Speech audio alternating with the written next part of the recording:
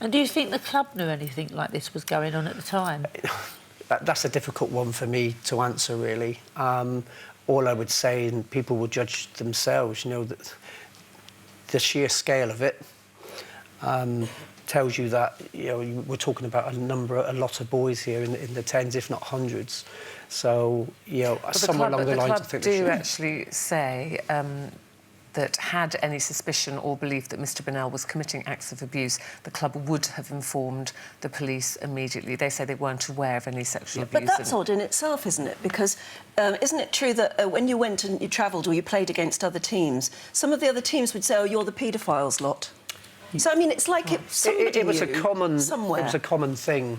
You know, we play other teams, Man United, you know, kids our age, you know, the taunting would always be there. So people were talking. That's back in 1984, 85. How has this affected your life and your relationships? Because so many people say when they've got a secret like that, it affects how they deal with other people. Yeah. I've been divorced twice. I've struggled with relationships in general. From really insecure as a man, don't really trust people. And that's a really difficult thing in a relationship. And you said Christmas was hard for you. Yeah, because that's when it first happened, so that's always a reminder of when it first started. And what about your mum? How old is she now? Mum's 68 now.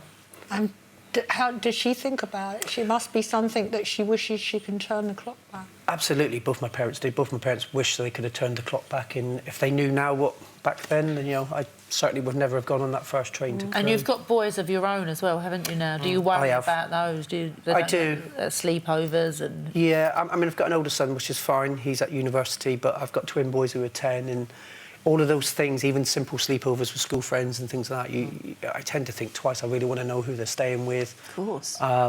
And I think it's quite an important message for parents in general. Yeah. And I think where are your children? Yeah, and I think, you know, that's why we use this word brave, but I really do believe that, Mickey, because it's a very hard story to tell. It's very hard. We can see how emotional you are still to talk about it, but your boys will know never to stay silent if something happened like that. Yes. And that's what talking on a show like this does and helps other people.